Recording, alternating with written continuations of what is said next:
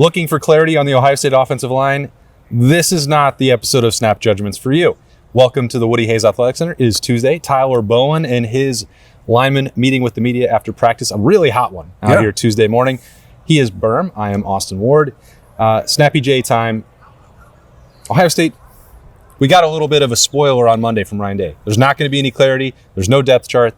The starting positions are up for grabs going into scrimmage number 2. The depth is great. Don't know how they're going to line up. Yeah. And Tyler Bowen very much likes it that way. It's pretty confusing, though, because Ryan Day's like, Austin Serval's working exclusively at left tackle. And then Tyler Bowen's like, well, he's still working at right tackle. He's doing some inside stuff. He's inside. He's outside. Luke Montgomery, I said, so are you the only guy not rotating? He said, no, I've played all 5 spots on the line in the last 2 weeks. I've been playing center. I've been playing tackle. I'm like, what is going on? But the one thing that you take away, and this will at least my first impression of this group, Tyler Bowen, Austin Serval, Josh Padilla, Ethan Anianwa, Phillip Daniels, Luke Montgomery, Tegra Shabola, Austin Serval. Who else? Is that it today? And Carson Hensman. Did you say Josh Padilla? I did. Okay. So six different players. Sorry, right? I didn't know we were just running down the list. Yeah, that's everyone that talked. But like the one thing I could really take away is that this is a confident group, far more confident than any presumptive 6 or 7 Ohio State offensive linemen have been willing to vocalize in the last couple of years. Like this is a very this is 6-7 dudes who all had like Paris Johnson level. Like, oh, we're good. We're good. Yeah, and I think that. So I certainly don't mean it as a criticism that Ohio State hasn't got to August 12th and named a starting 5. I think it's actually pretty difficult to do so given the depth, given the talent, given the flexibility and versatility, the skill sets of all these players. That's a benefit that they have. And they're normally you'd get to this point, it's like, why can't you get that chemistry? Why can't you name that group so you can build cohesion and get ready for Texas? Like they're like, well, they're so good, they don't have to worry about it. And they also a number of these guys, Luke Montgomery, Austin Serval, primarily among that, just went through a year. Carson Hensman, maybe most notably out of all of that group. You had to play multiple positions, and 1 week you had to go try something at guard, and then you moved to center. Or you went through a camp and you're left tackle one day and right guard the next day for Austin Serval. So I don't think they feel any need individually to know what spot they're in and if they're going to start. Someone like Phillip Daniels, you mentioned, he's I think only working at right tackle. That was the way that Tyler Bowen described it. We know that Ryan Day's indication on Monday was that Austin Serval was only at left tackle. It does point you in the direction of, okay, well, what spot does that mean for Ethan Anianwa? Because it's hard for me to imagine he's not going to have a role for this team, given the changes he's made physically, the way that Tyler Bowen talks about this, different roles he can play. And when Ethan Anianwa was chatting, I was struck by how many times he talked about his matchups with Edric Houston and Caden McDonald on the interior. And I'm like, okay, well, now I'm spinning down this other road, and you have Luke Montgomery and Tegra Shabola, who I view as pretty entrenched there at guard. Maybe that's not the case. And also, again, maybe that's not a reason to be concerned. I think both of those things are true. It's certainly not a reason that as a fan, people should be concerned. Like, you have really good depth, and you have talented players that can play multiple spots, and that's a plus. For the players themselves, I can understand that maybe it's a negative, because after Tegra Shabola and Carson Hensman, let's just use those two as an example, they committed to Greg Studrara as the Ohio State offensive line coach. He was let go 3 days before these guys enrolled at Ohio State. Justin Fry gets hired. He's here for their 3 years for them. Yeah. Now he's gone. Now they have Tyler Bowen and Charles Dickey and Marcus Johnson and 4 essentially offensive line coaches, because they have other assistants and grad assistants that are working there.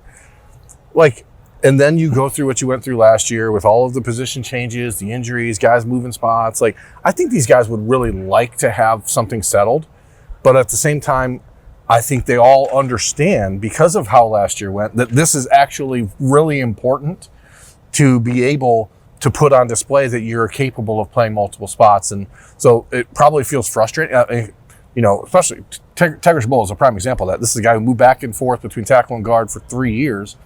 And now he's what we expect to be firmly entrenched as a starter at right guard. And it's like, but maybe not. And so how do you as a player come to terms with that? And I think last year's experimentation and the need to move guys around because of injury probably at least makes it easier to justify or to swallow, as opposed to being told, okay, here you are, you're in year 4, you're our starter. Well, there's also, aside from just injury, illness perspective from a year ago, the length and toll of the season and playing a string of high level competition in the trenches is gonna wear you down. Even if you don't get hurt, you're gonna get exhausted. You're gonna get pushed to your brink and be exhausted at times. And we, saw that with even though Tegra Shabola in late October and November was not hurt enough to leave the lineup, he was certainly worn down, and it was affecting his play. And you saw his play dip, and we were, it's another one of those situations where it probably would have been helpful to get a fuller idea of what Tegra Shabola was working through. Justin Fry talked about that more after the season than in the midst of it. But when you got to the Tennessee game, it's like, well, here's why we might be playing 3 guards in this game. Okay, is that because of drop in performance, health, physical toll of the course of the year? All the above, it turns out that is the case there. So when Tyler Bowen was asked about that, earlier on Tuesday, it was like, what is your philosophy going to be with rotating guys? Will you play 6, 7, 8 guys in the second quarter of a game? Maybe not against Texas, maybe against Washington, whatever. And he's like, well, we're not to that point yet. Yeah. I think that they will. I think you almost have to in this era of college football. Yeah, you have to prepare those guys in the eventuality that something happens that forces them to play a lot more snaps. I mean, if you, again, think about Tegra Shabola, the one thing I've talked about on snap judgments over the last couple of years, I've questioned his confidence and at times, and I think that that's reflected in his play. But then if you remove the fact that he was hurt from that equation, it's easy to question other things. But we didn't know that he was hurt. Yeah. So you can say, well, his confidence is down, but his confidence is down because he's hurt and he's not, he can't play to his full potential. And so he just said, hey, I went through everything in the last couple of years. I've played a lot of football. I have every reason to be confident. Talking to him today was like talking to a totally different person. And so you start to see these guys really grow up. And Luke Montgomery, I mean, we asked him, he was talking about how at some point during last season, he just got mad that he wasn't playing anymore.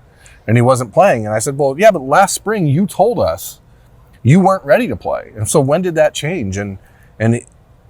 I got the sense that it happened around the time that all of the offensive line shuffling was occurring and he still wasn't going in, that he said, screw this. So he just said, when I get my moment, I'm going to make sure I don't give it up. Yep.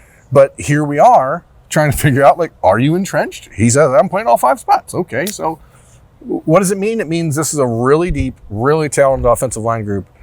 And I think we all assume there are 4 spots settled, but maybe it's 3. We know Austin Saravel is going to be this team. Austin Saravel is going to be this team's left tackle. Carson Hinsman is absolutely going to be the starting center. I still have a difficult time thinking that Luke Montgomery and Tegra Shabola are not going to be starting in the opener, but I think maybe that's why scrimmage number 2 is so critical for Phillip Daniels and Ethan Onyanwa. If that becomes, this is the last spot that's up for grabs. The part that we just briefly touched on Monday was Ryan Day including Tegra Shabola in the ability to move out to tackles conversation. And I know that, I asked Tyler Bowen about this, how many reps does somebody need at the primary position? How many do they need at the secondary? So, well, at this point, we're largely past that. You need to be working in your primary spot. Saturday scrimmage is going to have to be about that. So I don't expect that Tegra Shabola is going to be playing right tackle on Saturday. Yeah. I think that Ethan Onyanwa and Phillip Daniels will be. And has that become the last piece of this equation that you have to solve? I think so. That's where I'm at. I think I agree. And it comes down to, Tyler Bowen repeatedly said, we need to find out soon. We need to find out. Well, you're the guy making the decision. So I think you can determine when that is the case. So we're 2.5 weeks away from Texas. You're going to have to be locked in and building a room and building a cohesive offense by next Monday. So Saturday seems to be the last hurdle for those guys for sure. I wanted, it's speculation, maybe he wouldn't answer it this way to talk about places he's worked previously, but I wonder if it's overwhelming at all for Tyler Bowen, because you're never going to, Ohio State specifically over the last decade would not have been in a spot where they could say these 10 guys, and you asked him about are there 4 tackles that could potentially play for this team, including Ian Moore into that group. It's what place have you been in where you could go into training camp and be what would be fun today is let's just see if this left tackle can play right guard and then go do it and then shuffle around all the pieces. It's not an opportunity that many coaches have. And it can be like you're scrolling through Netflix and like, I have too many options here. I can't decide what to watch. Jim Knowles was asked that question a number of times when he got to Ohio State. Like, you've never had this many toys before. How do you determine when to play with them and which ones are the right ones for any given opportunity in any given circumstance? And traditionally, the offensive line does not allow for that much flexibility / creativity / movement. But it's again, last year happened. And so I think everything has sort of shifted on its axis to realize that you're going to need all these guys. Like, if you want to win a national championship, it's going to be a 16 or 17 game season. So all these guys are going to play.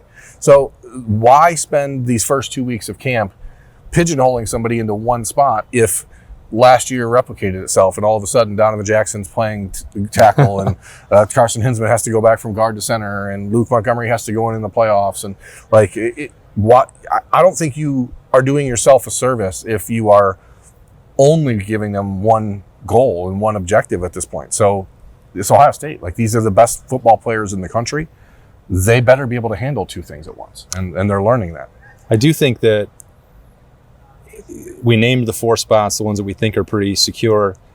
The person who I think has made the largest strides since spring or even from day one in practice and training camp is Phillip Daniels. I think that is really what has changed that's the domino that's tipped over everything for that group. He deserves a lot of credit for that. That was the question coming into today. I think a lot of people had when the Austin Saraville discussion really ramped up on Monday is this a byproduct of Phillip Daniels becoming too good to keep off the field, or is this Ethan Anianwa not living up to the expectations? I did not get the impression that it was the latter. This is just like, hey, find your best 5, find your best 6. And Tyler Bowen said 5, 6, 7. So I think that extends to 8 or 9, to be honest. And they're all going to play a lot of football. And I know it matters who the starter is, but ultimately it doesn't really matter who the starter is, because if that starter for the Texas game at right tackle is struggling in the first quarter against Colin Simmons or anybody, then the other guy's going to play. And so, it's nice to have an established starting group.